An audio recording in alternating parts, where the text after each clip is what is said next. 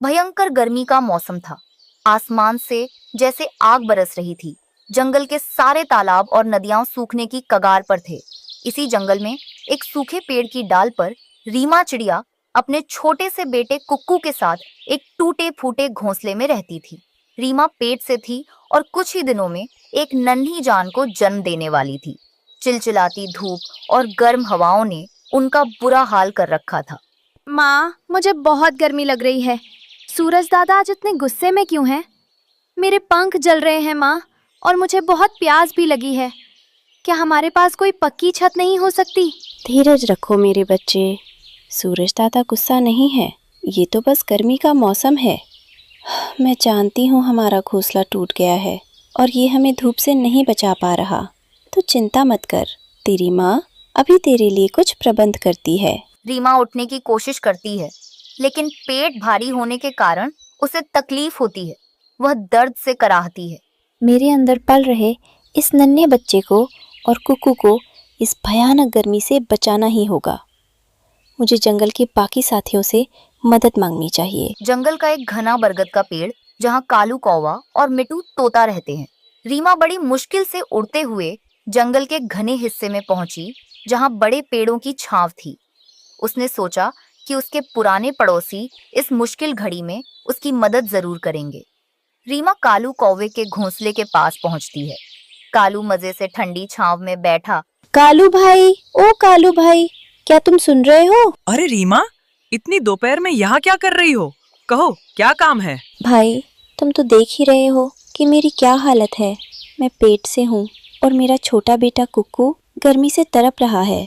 हमारे पेड़ के सारे पत्ते झड़ चुके हैं। क्या तुम कुछ दिनों के लिए मुझे और कुक्कू को अपने इस घने पेड़ की छांव में थोड़ी सी जगह दे सकते हो? जब मेरे बच्चे का जन्म हो जाएगा और मौसम थोड़ा ठीक होगा, मैं यहाँ से चली जाऊंगी। अरे नहीं नहीं, मेरे घोंसले में तो बस मेरी और मेरे परिवार की जगह है।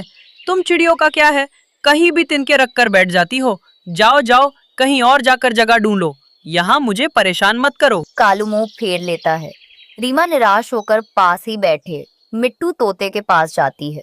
मिट्ठू भाई, तुमने तो सुना ही होगा, क्या तुम मेरी कुछ मदद कर सकते हो? रीमा बहन, मेरी तो खुद की जगह बहुत छोटी है और वैसे भी तुम्हारे छोटे बच्चे रो रो कर मेरी नींद खराब कर देंगे।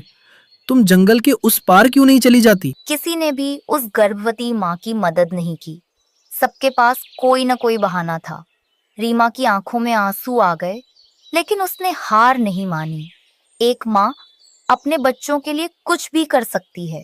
निराश रीमा जब वापस अपने घोंसले लौटी तो देखा कि मौसम अचानक बदल रहा है। लेकिन यह बारिश का नहीं, बल्कि धूल भरी आंधी का तूफान था। माँ, मुझे डर लग रहा है। हवा बहुत तेज है, हमारा घोंसला नीचे गिर जाएगा। डरो मत कुकू, जब तक तुम्हारी माँ तुम्हारे साथ है तुम्हें कुछ नहीं होगा। इस बेरहम जंगल में अब हमारा कोई नहीं है। जानवरों से ज्यादा तो इंसान दयालु होते हैं। कुकू, हम ये जंगल छोड़ रहे हैं। हम इंसानों की बस्ती में जाएंगे, वहाँ हमें जरूर कोई सुरक्षित जगह मिलेगी। अगली सुबह सूरज के आग उगलने से पहले ही रीमा ने कुक्कू को साथ लिया और इंसानों की बस्ती की ओर उड़ चली। रीमा के लिए उड़ना बहुत मुश्किल हो रहा था। उसे हर थोड़ी देर में आराम करना पड़ता था, लेकिन उसकी आंखों में एक सुरक्षित घर की तलाश थी। माँ, मेरे पंख दुख रहे हैं। बस्ती और कितनी दूर है? बस थोड़ा सा और मेरे लाल। देखो, वो नीचे लाल छतों वाले घर दिखाई दे रहे हैं ना, बस वहीं चलना है।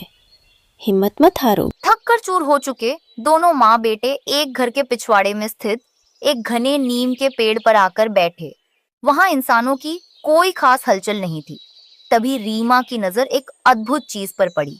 नीम के पेड़ की एक मोटी डाल के बीच फंसा हुआ एक पुराना मिट्टी का मटका दिखाई देता है। वह थोड़ा तिरछा रखा है, लेकिन पूरी तरह सुरक्षित है। देखो, वो क्या है? माँ, वो तो कोई गोल गोल बड़ा सा बर्तन लग रहा है। इंसान इसमें पानी भरते हैं शायद। कुकू, जल्दी यहाँ आओ। ये कोई आम बर्तन नहीं है, ये मिट्टी का मटका है। और सबसे बड़ी बात, इसके अंदर कितनी ठंडी हवा है। कुक्कू उड़कर मटके के अंदर जाता है और खुशी से झूम उठता है। वाह माँ, ये तो जादुई है। बाहर इतनी तेज धूप है और लू चल रही है, लेकिन इस मटके के अंदर तो जैसे बर्फ जैसी ठंडक है। ये मिट्टी कितनी ठंडी है। इंसान इसे पुराना समझकर यहाँ छोड़ गए हैं, लेकिन हमारे लिए ये एक महल से कम नहीं है। अब यही हमारा नया घर होगा कुकू। यहाँ न सूरज की धूप आएगी, न बारिश का पानी, और ना ही कोई आंधी इसे गिरा पाएगी। माँ और बेटे की खुशी का ठिकाना नहीं था। अब उनके पास एक सुरक्षित छत थी, लेकिन इस खाली मटके को एक आरामदायक घोंसले में बदलना अभी बाकी था, खासकर आने वाले नए मेहमान के लिए। कुकू, हमें इस मटके के फर्श को मुलायम बनाना होगा। जाओ, बस्ती से रुई के छोटे छोटे टुकड़े और मुलायम सूखी घास ढूंढ कर लाओ। अभी लाया माँ। मैं अपने छोटे भाई या बहन के लिए सबसे नरम बिस्तर बनाऊंगा। नन्हे कुक्कू ने पूरे दिन मेहनत की। वह कभी इंसानों के आंगन से उड़ती हुई रुई पकड़ लाता, तो कभी नीम के पेड़ के नीचे से मुलायम पत्तियां।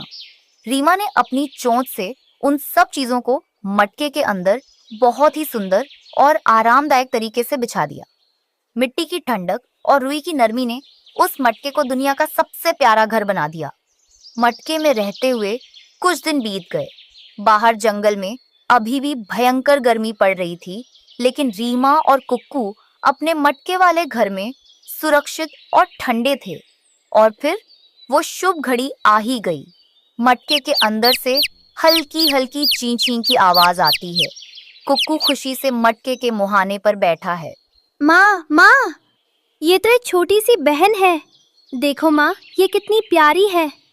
इसके पंख कितने छोटे हैं। हाँ कुकू, ये तुम्हारी छोटी बहन है। देखो, ये इस ठंडे और सुरक्षित घर में कितनी चैन से सो रही है। इसे उस भयानक गर्मी का कोई एहसास ही नहीं है। हमने मिलकर इसके लिए घर बनाया है माँ। अब ना कालू कौवे का ताना सुनना पड़ेगा और ना ही आंधी से डरना पड़ेगा। हमारा मटके वाला घर सबसे अच्छा है। बिल्कुल सही कहा मेरे बेटे। मुश्किलें कितनी भी बड़ी क्यों न हो, अगर हम हिम्मत न हारें और अपनी सूझबूझ का इस्तेमाल करें तो हर मुश्किल का हल मिल ही जाता है। इस मिट्टी के मटके ने आज हमें जीवन दान दिया है। और इस तरह एक माँ के अदम्य साहस और कभी हार न मानने वाले जज्बे ने अपने परिवार को बचा लिया। रीमा, कुक्कू और वह नन्ही चिड़िया उस ठंडे मटके में इंसानों की बस्ती में खुशी खुशी अपना जीवन बिताने लगे। जंगल के वे स्वार्थी पक्षी आज भी गर्मी से बेहाल थे, जबकि रीमा के परिवार ने मुश्किलों को मात देकर अपनी खुशियों का नया संसार बसा लिया था। जंगल में रीमा चिड़िया अपने पति टुन्नू और अपने 2 बच्चे, बेटा कुक्कू और बेटी चुटकी के साथ रहती थी। जंगल में गर्मी की वजह से सबका बुरा हाल था। कुक्कू पढ़ाई में अच्छा था, उसे पढ़ लिख कर बड़ा इंजीनियर बनना था। अभी पूरी तरह सूरज निकला भी नहीं था कि टुन्नू अपनी पुरानी गाड़ी पर सब्जियां लादकर निकलने की तैयारी करने लगा। वह रोज मेहनत करता ताकि उसके बच्चे कुक्कू और चुटकी अच्छे स्कूल में पढ़ सकें। सुंदरवन में गर्मी अपना प्रचंड रूप दिखा रही थी। आसमान से आग बरस रही थी और पशु पक्षी बेहाल थे। तभी गांव के बीचों बीच एक सायरन बजा। पानी का टैंकर चलाने वाला चिल्लाते हुए आता है, सुनो, ओ जंगल के निवासियों, बिजली कटने की वजह से पंप नहीं चल रहे हैं। अब अगले कुछ दिनों तक पानी का टैंकर नहीं आएगा। अपनी व्यवस्था खुद कर लो। ये सुनते ही पूरे मोहल्ले में सन्नाटा छा गया। रीमा चिड़िया परेशान हो गई। घर में पानी का एक कतरा नहीं था। टुन्नू जी, सुना आपने? अब पानी कहाँ से आएगा? घर में तो खाना बनाने के लिए भी पानी नहीं बचा है। चिंता मत करो रीमा, पास की नदी है तो मैं वहीं जाकर नहा लेता हूँ और कुछ पानी ले आऊंगा। टुन्नू नदी किनारे गया, लेकिन वहां का पानी काला और बदबूदार हो चुका था। मजबूरी में उसने उसी गंदे पानी से स्नान किया और सब्जियां बेचने निकल पड़ा। दोपहर की चिलचिलाती धूप में कुक्कू और चुटकी स्कूल से लौट रहे थे। रास्ते में उन्होंने देखा कि उनके पिता पसीने से तरबतर होकर भारी सब्जियां बेच रहे थे। उनकी हालत खराब थी। भैया देखो, पापा कितनी धूप में काम कर रहे हैं, ऊपर से पानी की इतनी किल्लत। हमें उनके लिए कुछ करना चाहिए। तुम ठीक कह रही हो चुटकी, पापा और मम्मी दोनों ही बहुत परेशान हैं। हमें समस्या का कोई स्थायी समाधान ढूंढना होगा। अगले दिन जब टैंकर नहीं आया तो गांव के मुखिया बूढ़े चिढ़ा ने सबको इकट्ठा किया। भाइयों और बहनों, अगर जीवित रहना है तो हमें यहाँ से 10 किलोमीटर दूर नीली झील जाना होगा। वहीं साफ पानी बचा है। सब पक्षी अपने अपने खाली डिब्बे और बाल्टियां लेकर निकल पड़े। लंबी कतार, तपती जमीन और मीलों का सफर। वापसी में सबकी हिम्मत जवाब दे रही थी। अचानक भारी ड्रम उठाए हुए बूढ़े चिढ़ा लड़खड़ाए और बेहोश होकर गिर पड़े। उनका सारा पानी मिट्टी में मिल गया। रीमा ने अपनी बाल्टी से थोड़ा पानी निकाला और उनके चेहरे पर छिड़का। जब उन्हें होश आया तो वे फूट फूट कर रोने लगे। मेरी सारी मेहनत बेकार गई रीमा बेटी। अब मैं दोबारा उतनी दूर जाने की हिम्मत नहीं रखता। आप चिंता ना करें दादा, आप मेरा पानी ले जाइए, मैं कल फिर चली जाऊंगी। अगले दिन टुन्नू सुबह सुबह मंडी चला गया था। रीमा फिर से पानी लेने गई, लेकिन थकान और कमजोरी की वजह से वापसी में वह भी बेहोश हो गई। पड़ोसियों ने उसे किसी तरह घर पहुंचाया। माँ, अब आप कहीं नहीं जाओगी। पापा सुबह से रात तक काम करते हैं और आप पानी के लिए अपनी जान जोखिम में डाल रही हो। बेटा, अगर मैं नहीं जाऊंगी तो तुम्हारे पिता थके हारे घर आकर पानी कहाँ से पिएंगे। उस रात कुक्कू और चुटकी सोए नहीं। वे चुपके से नदी किनारे गए। भैया, पानी तो यहाँ बहुत है, पर ये गंदा है। हाँ, काश हम इसे साफ कर पाते। मैंने स्कूल की लैब में वाटर प्यूरिफिकेशन के बारे में पढ़ा है। अगर हम कुछ फिल्टर और बिजली का इंतजाम कर ले तो हम इस गंदे पानी को अमृत बना सकते हैं। अगले दिन कुक्कू सीधा अपने प्रिंसिपल चील सर के पास पहुंचा। सर, हमारे परिवार और पूरे जंगल की जान खतरे में है। मुझे एक शक्तिशाली बैटरी, तांबे के तार और कुछ फिल्टर मेम्ब्रेन की जरूरत है। मैं नदी के पानी को साफ करना चाहता हूँ। कुक्कू, तुम्हारी सोच बहुत महान है। एक विद्यार्थी वही है जो अपनी शिक्षा का उपयोग समाज के लिए करे। ले जाओ ये सारा सामान। मेरी शुभकामनाएं तुम्हारे साथ हैं। कुक्कू और चुटकी ने घर के पीछे एक गुप्त योजना बनाई। टुन्नू भी काम से लौटकर आया तो बच्चों का उत्साह देखकर उनकी मदद करने लगा। तीनों ने मिलकर नदी से अपने घर तक एक लंबी पाइपलाइन बिछाई। घर के आंगन में एक गहरा गड्ढा खोदा गया और उसमें बड़े बड़े ड्रम रखे गए। कुक्कू ने बैटरी को तारों से जोड़ा और अपना बनाया हुआ स्वदेशी फिल्टर प्लांट चालू किया। भैया देखो, गंदा पानी इस नीली नली से जा रहा है और अरे ये देखो रीमा, दूसरी तरफ से एकदम शीशे जैसा साफ पानी निकल रहा है। रीमा की आंखों में आंसू आ गए। उसने पानी छका। वह शीतल और मीठा था। सुबह होते ही कुक्कू ने जंगल में ऐलान कर दिया, पक्षियों, अब आपको 10 किलोमीटर दूर जाने की जरूरत नहीं है। हमने अपने घर पर शुद्ध पानी का प्लांट लगाया है। मात्र 100 रुपए में एक पूरा ड्रम पानी लीजिए और अपनी मेहनत बचाइए। जंगल के पक्षी पहले तो हैरान हुए, लेकिन जब उन्होंने पानी की शुद्धता देखी तो खुशी से झूम उठे। भैया, 100 रुपए तो बहुत कम है। हमारा पूरा दिन बच जाएगा और हम बीमार भी नहीं पड़ेंगे। हमें 2 ड्रम दे दो। बेटा कुक्कू, तूने तो मेरी किस्मत ही बदल दी। अब मुझे दिन भर धूप में सब्जियां बेचने की जरूरत नहीं। हम यहीं से सबको पानी देंगे और घर का गुजारा भी अच्छे से चलेगा। समय बीतता गया। कुक्कू और चुटकी की इस तकनीक ने पूरे जंगल की तस्वीर बदल दी। अब रीमा और टुन्नू आराम से घर पर रहते थे। जहाँ कभी प्यास और लाचारी का साया था, वहाँ अब समृद्धि थी। कुक्कू ने साबित कर दिया कि अगर इरादे नेक हों और पढ़ाई का सही इस्तेमाल किया जाए तो सबसे बड़ी मुसीबत को भी अवसर में बदला जा सकता है। घने और हरे भरे जंगल में एक तरफ ऊंचे पेड़ों पर बने आलीशान और सुंदर घोंसले थे, जहां कालू कौवा और उसकी पत्नी गौरी रहते थे। उन्हें अपनी दौलत पर बहुत घमंड था। वहीं दूसरी ओर एक पुराने पेड़ की खोखल में रीमा चिड़िया और उसका पति टुन्नू रहते थे। उनके पास सुख सुविधाएं तो नहीं थीं, पर उनके दिल सोने के थे। एक बूढ़ी और कमजोर चिड़िया कालू के दरवाजे पर आती है।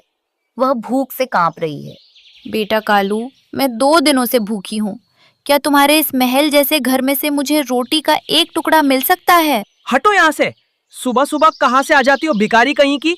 मेरा कीमती वक्त बर्बाद मत करो। जी, इसे भगाइए यहाँ से। इसकी वजह से हमारे घर की शोभा खराब हो रही है। जाओ, कहीं और जाकर मरो। भगवान तुम्हें सद्बुद्धि दे बेटा। बूढ़ी चिड़िया उड़ते हुए रीमा के घर पहुंचती है। रीमा और टुन्नू सूखी रोटी खा रहे हैं। बच्चों, क्या मुझे थोड़ा पानी और दाना मिल सकता है? अरे दादी माँ, आप इतनी थकी हुई क्यों हैं? टुन्नू जी, जल्दी हाथ बटाइए, दादी माँ को अंदर ले आइए। दादी, हमारे पास बस यही थोड़ा सा अनाज है, आप बेझिझक खाइए, हमारी भूख तो आपको देखकर ही मिट गई। रीमा और टुन्नू अपना हिस्सा भी बूढ़ी चिड़िया को दे देते हैं। भोजन करने के बाद बूढ़ी चिड़िया की आंखों में चमक आ गई। उसने रीमा और टुन्नू के सिर पर हाथ रखा। तुम दोनों बहुत भले हो। मैं कोई साधारण पक्षी नहीं हूँ। सालों पहले मैं इसी जंगल की सबसे अमीर पक्षी थी। डाकुओं ने मुझ पर हमला किया, मेरा सब कुछ लूट लिया और मुझे पहाड़ी से नीचे फेंक दिया। पर मेरा कुछ सोना अब भी जंगल की मिट्टी में दफन है। दादी माँ, आपको उस धन की चिंता नहीं करनी चाहिए, आप हमारे साथ यहीं रहिए। नहीं बेटा, वो धन अब तुम्हारे जैसे परोपकारी लोगों के काम आना चाहिए। कल सुबह तुम मेरे साथ चलना, हम उसे बाहर निकालेंगे। अगले दिन घने जंगल के एक गुप्त स्थान पर टुन्नू और बूढ़ी चिड़िया जमीन खोदकर सोने का संदूक निकालते हैं। कालू पीछे झाड़ियों में छिपा यह सब देख रहा है। अरे, इस फटेहाल टुन्नू के हाथ सोने की खान लग गई। ये बूढ़ी तो कमाल की निकली। मुझे भी इसका पता लगाना होगा। टुन्नू, ये लो कुछ सोने की मुहरें। इससे अपने लिए एक पक्का घर बनाओ और एक छोटी सी दुकान खोलो। और याद रखना, बाकी का धन गरीबों की सेवा में लगाना। दादी, इसकी क्या जरूरत थी? पर आपकी आज्ञा है तो मैं इसे स्वीकार करता हूँ। कुछ ही दिनों में टुन्नू ने जंगल के बीचों बीच एक शानदार किराना स्टोर खोल लिया। अब वह सिर्फ व्यापारी नहीं, बल्कि सबकी मदद करने वाला मसीहा बन गया था। उसका घर अब कालू के घर से भी बड़ा और सुंदर था। देख रहे हो, वो कल की चिड़िया आज रानी बनी बैठी है। हमें कुछ करना होगा। अगर हमें वो बाकी का सोना मिल जाए तो हम इस जंगल के राजा रानी बन जाएंगे। चिंता मत करो गौरी, मैंने देख लिया है कि वो बुढ़िया कहाँ खुदाई कर रही थी। कल मैं सारा सोना गायब कर दूंगा। टुन्नू को शाम को कुछ अजीब आहट सुनाई दी। उसे शक हो गया कि कोई उन पर नजर रख रहा है। उसने उसी रात बूढ़ी दादी की मदद से सारा बचा हुआ सोना वहां से हटाकर सुरक्षित स्थान पर पहुंचा दिया। अगले दिन सुबह कालू और गौरी फावड़ा लेकर खुदाई कर रहे हैं। कहाँ गया? यही तो देखा था मैंने। यहाँ तो सिर्फ मिट्टी और पत्थर है। खोदते रहो, शायद थोड़ा और नीचे हो। तभी अचानक पीछे से धुआं उठता दिखाई देता है। अरे, ये धुआं कहाँ से आ रहा है? गौरी देखो, वो तो हमारा घर है। कालू और गौरी भागकर अपने घर पहुंचते हैं, जो आग की लपटों में घिरा है। शॉर्ट सर्किट या सूखी घास की वजह से पूरा महल जलकर राख हो गया है। बचाओ, हमारा घर जल गया। हमारे पास अब रहने को छत भी नहीं बची। हाय, दूसरों का सोना छीनने के चक्कर में मेरा अपना सब कुछ चला गया। अब हम कहाँ जाएंगे? कालू और गौरी सड़क पर आ गए थे। उन्हें अपनी गलती का एहसास हो चुका था। वे रोते हुए टुन्नू की दुकान पर पहुंचे। टुन्नू भाई, हमें माफ कर दो। हमने तुम्हारे साथ बुरा सोचा और भगवान ने हमें सजा दे दी। कालू भाई, पछतावा ही सबसे बड़ा प्रायश्चित है।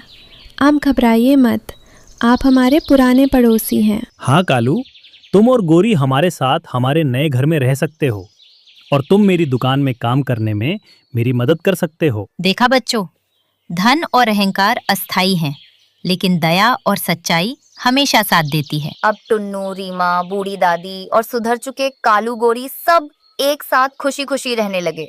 पूरा जंगल अब एक सुखी परिवार